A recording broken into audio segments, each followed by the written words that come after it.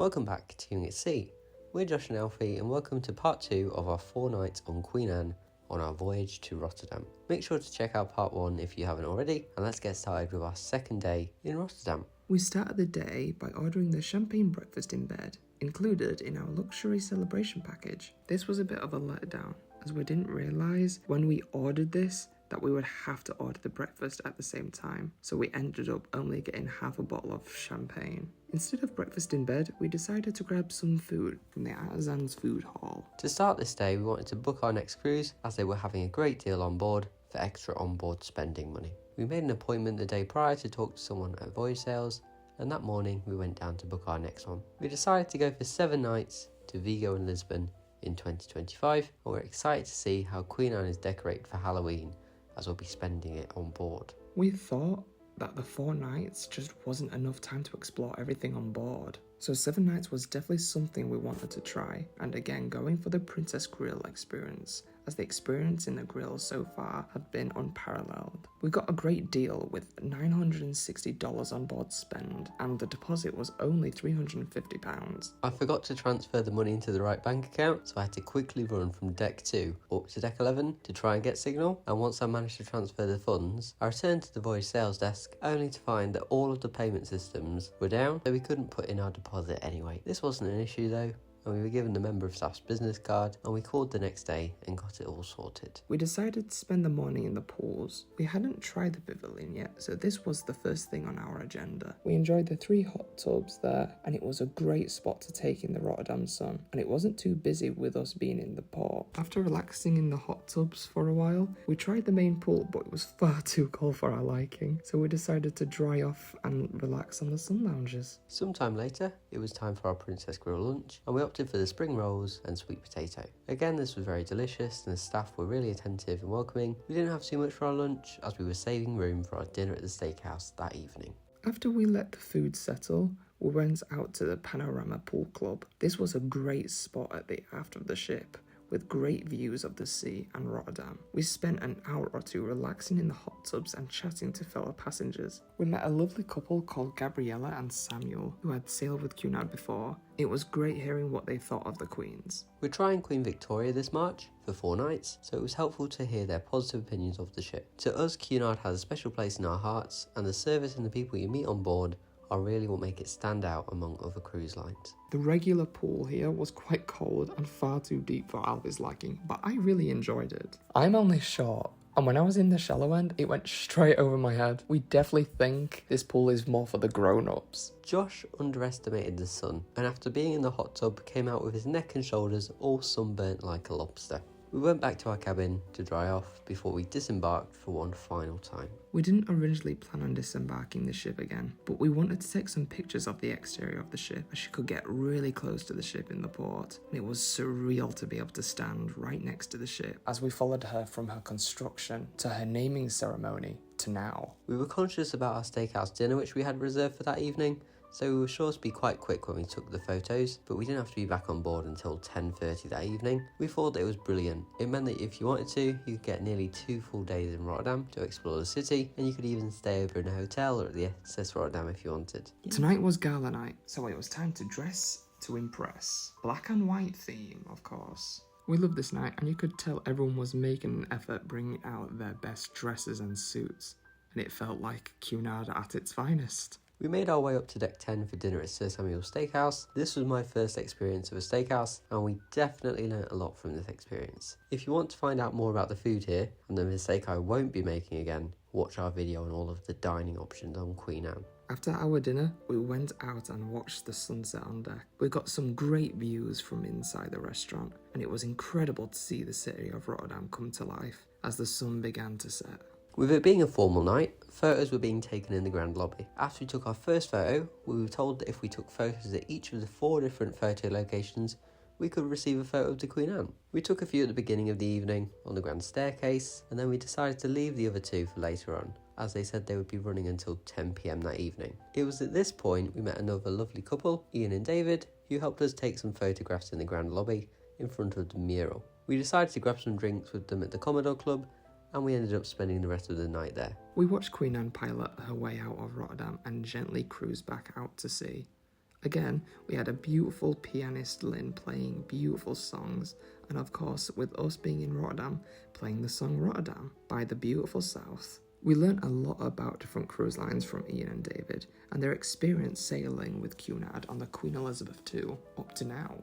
We almost lost track of time for our photography scavenger hunt, and it was nearly reaching 10 PM, so we had to rush off to take the remaining photos for our reward. There was no need to rush though, and the staff were all very patient and helpful, and in no time we finished the rest of the photos. We loved the photos that we'd taken here, and because we had photos included in our package, we went down to the photography centre to get them printed. These turned out beautifully, and they are now stood up on top of my shelves. Afterwards, we went back to the Commodore Club and had one last espresso martini before we decided to head back to our cabin. It was a sad turn down tonight. We had our usual chocolates and daily programme, but it was today when we received the dreaded disembarkation information. Being in a suite, we got priority disembarkation, and this was at around about 8 AM, and it stated to have our suitcases outside our door by 11 PM the night before. We checked the ship's position and our onboard account once again before we went to sleep, ready for our sea day. On our last day on board, we decided to take it easy and relax as much as possible. Our morning didn't go as planned, as I had to stay up late into the night looking after Alfie, who was feeling ill from the steak he had at Sir Samuel's. Because of that, I woke up at 9:30 instead of my usual 6 o'clock. I asked Alfie if he wanted to join me for breakfast, but he decided against it to just stay in the cabin and just relax. As a result, I headed out on my own, but I arrived a bit too late. By the time I reached the Princess Grill restaurant, it was already time for lunch. Instead of feeling upset about missing breakfast, I decided to go out for a nice run around the promenade deck to help wake me up and capture some stunning photos. I ended up completing 4 laps before heading back to the cabin to check on Alfie. When I arrived, he was already on the balcony waiting for me. I explained that I missed my breakfast, but enjoyed a nice run, and we decided then to go up to the Princess Grill to have a nice iced latte for the long day ahead. After finishing our iced lattes, we made our way to the concierge desk in the Grill's lounge to write a letter to Captain Inga, thanking her for an amazing voyage and expressing our excitement to join Queen Anne again the following October. Afterwards, we headed down to the Mariel Spa, where we were greeted by 2 lovely ladies who checked us in and showed us the changing rooms. We spent 2 hours in the thermal suite, which was wonderfully relaxing, and there was no need to bring our robes, as they were already provided, adding to the convenience and comfort of our visit. During our time, we tried the ice rooms and the steam rooms, and the hot beds, but our favourite feature was definitely the whirlpool, which had a shower-like fountain in the middle, a beautiful dome with lights that mimic the stars in the night sky, and we can't forget about the bubbles. Spending those 2 hours there really made us feel relaxed and tranquil. When we returned back to the cabin to drop off our swimming trunks and robes, we were delighted to see a royal blue box on the desk with gold engraved letters saying Royal Scot Crystal. These were the champagne flutes which we received as part of the luxury celebration package, which again we've done a full video explaining. After we dropped everything off, with it being the last full day on board, we decided to have a look around all of the venues, and because it was a sea day, that meant that the shops were open. The boutiques are located on deck 3, and we first popped into the Cunard merchandise shop, which was full of lovely gifts like t-shirts, mugs and even keychains, among lots of other items. We decided to buy a limited edition Queen Anne scale model and a fluffy corgi teddy, which we've named Inga after the captain of Queen Anne. Finally, we picked up a brightly coloured flask with Queen Anne written on it. We loved the colours of this flask, as it's very reminiscent of the pastel neons we saw during her naming ceremony. A day we'll never forget. After a short shopping trip, we went back to our cabin to put away our purchases. On the approach to our cabin, we found an envelope outside. We were really excited to see if this was our signature from the captain.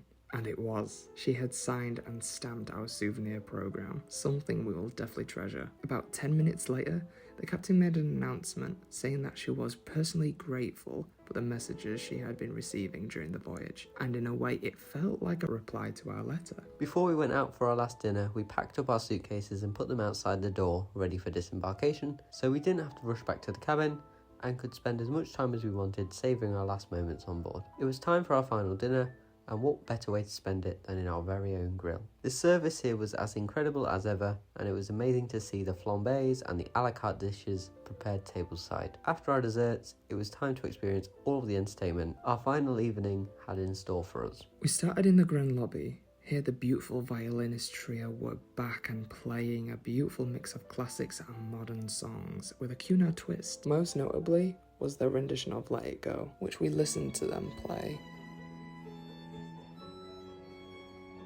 After the music stopped, it was simply on to the next venue, and we went to the Queen's Room. Here a live band was playing and everyone was really lively and dancing. Something did surprise us though. An elderly gentleman may have had a little bit too much to drink and fell over, nearly crushing me. But we helped him up and laughed it off, and he was definitely enjoying his last night on board. After the live band finished, the Queen's Room was hosting a silent disco, but we decided to see what was on offer in the Golden Lion. Here, a different genre of music. This time, a live Irish folk duo. They were singing and playing the acoustic guitar and even taking some song requests from the crowd. Though we didn't spend much time in the Golden Lion pub, that atmosphere resembled that traditional pub and felt really homely. After a while, we went up to our favourite spot, the Commodore Club. Here we ordered an espresso martini like usual and listened to Lynn on the piano.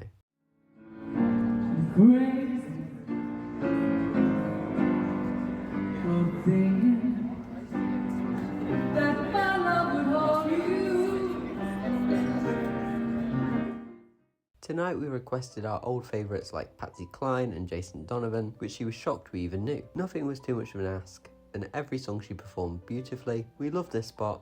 It was a really wonderful way to end every evening. After the Commodore Club, we went for a late night stroll around the ship and the different venues, taking as many photos as we could. We had a look at the late night evening entertainment in the Bright Light Society, and there were spinny chairs and a DJ going on. Next time we go on board, we want to try some of the shows that they had to offer on board. Although we didn't spend much time here, there was a lively audience and cocktails exclusive to the venue. After our last photos, we went back to our cabin. The seas were quite rough on the last night, sailing back into England, and there was a lot of swaying during the night. However, it wasn't too noticeable in our cabin, and I coped with it quite well, but Josh found it a little bit uneasy. It's always a sad sight when there's not a breakfast menu during turn down. We would just have to go back to our grill one final time before the disembarkation. We set our alarm for the early morning and we went to sleep for the last time in our cabin. The day had come for us to disembark the ship, and I could tell from Josh's face that he was not going to enjoy leaving Queen Anne one bit. We had to be out of our cabin at around 8 AM, but we were able to grab our princess breakfast as planned. I had the pancakes and bacon with a maple syrup that didn't want to budge when the staff were trying to pour it, and Josh opted for the full English. After we finished, we took a photo with our lovely restaurant manager, Stanley. One thing that we realised was in the concierge desk in our grill, there were forms you could fill out if a member of crew had provided a White Star level of service. So we wrote out one for Stanley and one for our steward, Alan. But every member of staff and crew were really welcoming, and we couldn't have asked for any better service. We said our reluctant goodbyes to the Princess Grill and took our last Grand Lobby photos before it was time to leave. Usually for disembarkation you meet at a specific location, specified in the information given 2 nights prior, but for us, with it not being too busy, they were letting everyone straight off the ship, and all we had to do was zap out. Inside the cruise terminal, we went to our disembarkation group to get our luggage, and this process was really smooth and was helped by us having recognisable luggage tags on our suitcases. We wheeled it out of the cruise terminal, and I could see the tears in Josh's eyes as we left the ship. We took the walk back to our hotel. However, we recommend taking an Uber from here if you're carrying suitcases and things you purchased on board. It was very emotional watching her sail away,